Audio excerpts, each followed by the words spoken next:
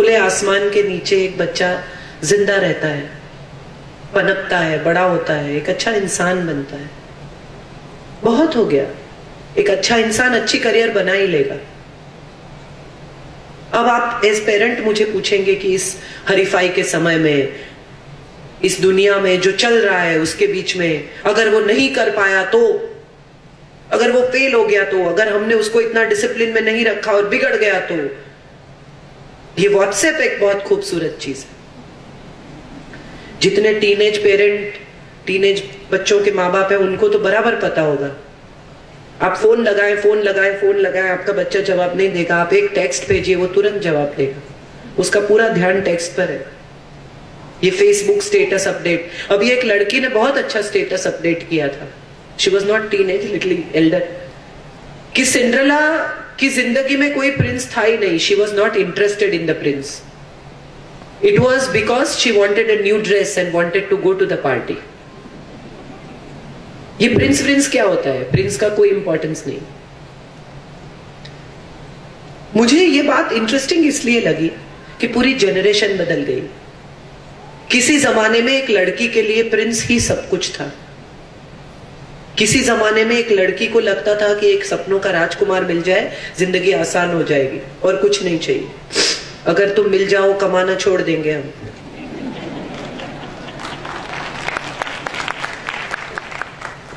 आपकी दुनिया में कितना भी अच्छा पति हो, कितना भी समझदार हो, कितना भी कमाता हो, एक लड़की को लगता है मैं क्या कर रही हूं,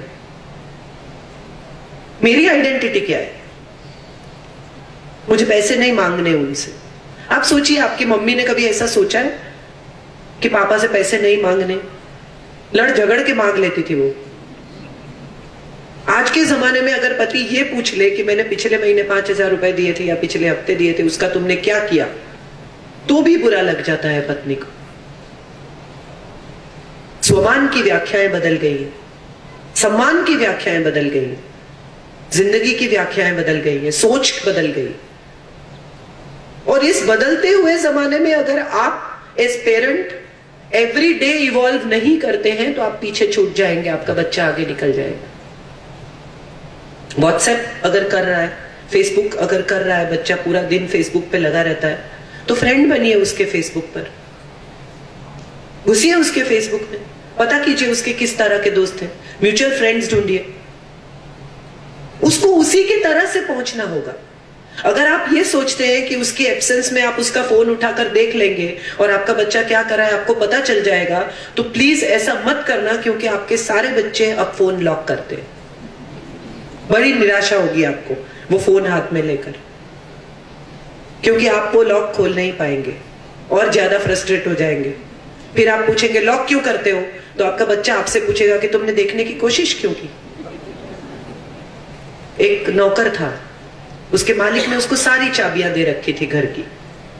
फिर एक दिन वो मालिक बाहर गांव गए, वो लौट के आए तो नौकर ने फेंकी चाबी और उससे कहा कि आप मुझ पर विश्वास नहीं है आपको, आप सब ऐसा दिखाते हैं कि आपने मुझे सारी चाबियां दे रखी है। तो मालिक ने पूछा कि क्यों, ऐसा क्यों लगता है तुम्हें? तो नौकर ने कहा एक भी चाबी लगती नहीं है। तो मालिक ने कहा कि मैं वही देखना चाहता था कि तुम लगा के देखते हो कि नहीं देखते हो। यही मजे हैं जिंदगी के। हम जब अपने बच्चों से डील करते हैं तो हम सोचते हैं कि हमारे बच्चे गिनी पिग हैं। ये डॉक्टर्स और वकील पर मुझे बड़ी हंसी आती है कभी कभी।